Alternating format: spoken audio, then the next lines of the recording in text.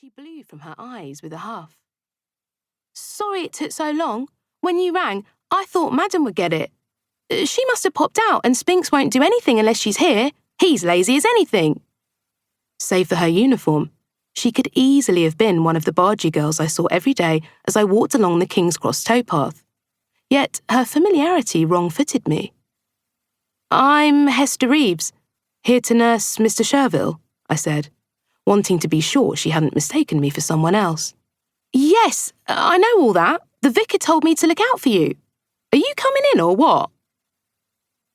The entrance hall was dimly lit. A space large but somehow close thanks to the panels of reddish wood that lined the walls.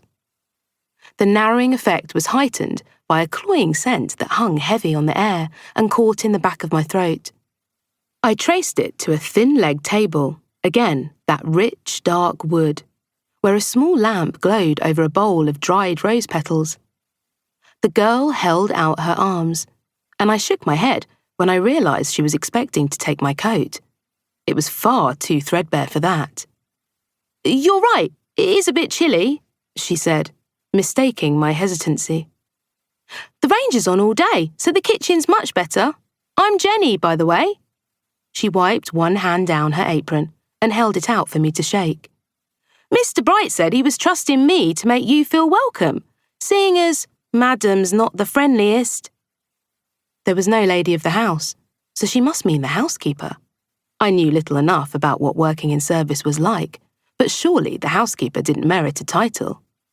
Is that what you call her? I asked. Jenny giggled at my puzzlement. Not her face, silly, only behind her back. I'd known her 5 minutes, and though she was almost 10 years my junior, already she was teasing me. Her easy manner reminded me of my sister Willa at that age, and a little of the apprehension I'd felt as I waited on the doorstep lifted. Come on, she said. Leave that big bag here. I'll take you straight upstairs and get it brought up later. She moved off to the right, turning when she realised I hadn't followed. Did you not say we were going to go upstairs? I asked, looking up the thickly carpeted staircase that curved around to the floor above. I did, but that means backstairs for you. That way's just for the family. You shouldn't let Madam catch you at the front door neither. We're supposed to come and go by the kitchen entrance. Not that you'll be needing it much. I frowned, not understanding. The master likes us to be at his beck and call, so it's best if you keep to the house. It wasn't unexpected, considering what Cherville was paying me. But the thought of a whole month bound to this strange place was unnerving. Your face? You didn't think you'd be free to come and go as you please, did you? It made me seem foolish when she put it like that. But seeing me crestfallen, Jenny patted me kindly on the arm. I know, it's a lot to get used to. You'll feel better once you're settled. No fine papers had been used to decorate the backstairs, and the walls were the colour of unbleached cotton. Their only decoration a criss-cross web of hairline cracks. Just as well Jenny had warned me to leave half my things behind in the entrance hall. The way was so narrow, I had to hunch my shoulders and hold my bag out in front of me. As we made our way upwards, I touched my hand to the wall from time to time to keep my balance. I must have caught one of the cracks at the wrong angle, for it splintered and a chunk of plaster fell to the floor. A black beetle crawled out of the hole it left behind, and I gave a yelp. That was half surprise, half disgust. I'm always doing that, Jenny said. Sometimes it feels like the whole house will come crashing down around me.